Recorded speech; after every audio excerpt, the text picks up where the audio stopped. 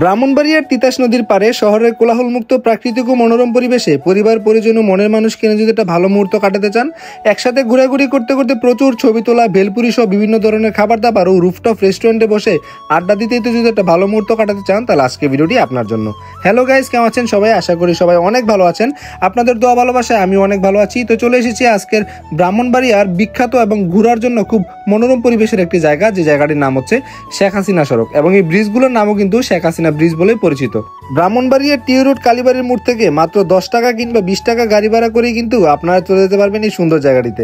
এখানে আসার পর আপনার কোনো ধরনের টিকিট কিংবা কোনো ধরনের এন্ট্রি ফি কোনো কিছুরই প্রয়োজন হবে না, এবং শহরের খুব কাছাকাছি হওয়ায় খুব অল্প সময়ে জায়গাটিতে আপনি এসে পৌঁছে যেতে পারবেন। আপনি চাইলে কিন্তু আপনার বাইকও নিয়ে এখানে আসতে পারেন।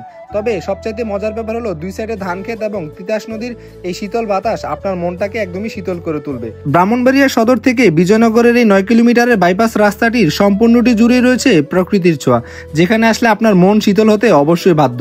এবং প্রত্যেকদিন বিকেলবেলা এখানে অসংখ্য লোক হয়ে থাকে, যেটা আপনারা আমাদের ভিডিওর ফুটেজ দেখেই বুঝতে পারছেন। এবং এখানে আসলে নদীর শীতল বাতাসে রাস্তার সাইডে বসে নিজের মানুষটির সাথে আড্ডা দিতে দিতে খুব ভালো একটা মুহূর্ত আপনি অবশ্যই কাটাতে পারবেন। রাস্তার দুপাশ জুড়ে রয়েছে তিতাস নদী এবং সবুজ ধান ক্ষেতের অপরূপ সমারোহ, যা দেখে আপনি অবশ্যই মুগ্ধ হবেন। এবং তার সাথে কিন্তু আপনি চাইলে ঘোড়ার গাড়িতে করেও এখানে ঘুরতে পারবেন, এবং অবশ্যই ঘোড়াও কিন্তু আছে।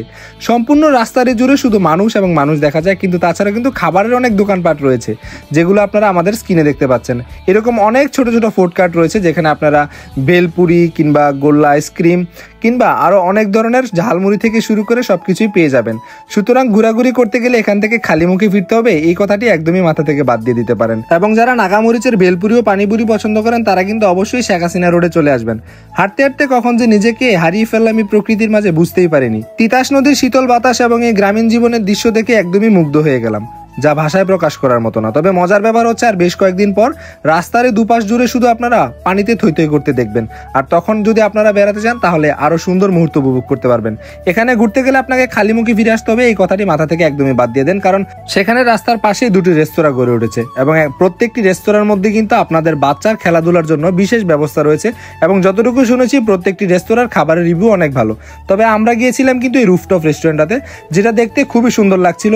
এবং এইরকম জায়গার মধ্যে এত সুন্দর রুফটপ রেস্টুরেন্ট, যেটা ভাবতেও খুব অবাক লাগছিল, তাও আবার শহরের বাইরে। তারপর আমরা চলে যাই রেস্টুরেন্টের উপরে, গিয়ে দেখলাম প্রচুর পরিমাণে ভিড়, এবং সেই ভিড়ের জন্য বেশ অনেকক্ষণ অপেক্ষা করতে হয়। আর অপেক্ষা করার পরে কিন্তু আমাদের জন্য খুব সুন্দর একটা টেবিল বুক করা হয়। টেবিল থেকে বসে বসে প্রাকৃতি দেখছিলাম, আর দোলনাটা দোল খাচ্ছিল একা একা, সেটাই উপভোগ করতে করতে খাবার অর্ডারটা আমরা সেরে ফেলি। এবং খাবার অর্ডার করার পর বেশ অনেকক্ষণ অপেক্ষা করতে হয়, কারণ প্রচুর পরিমাণে ভিড় থাকার কারণে প্রচুর অর্ডার ছিল।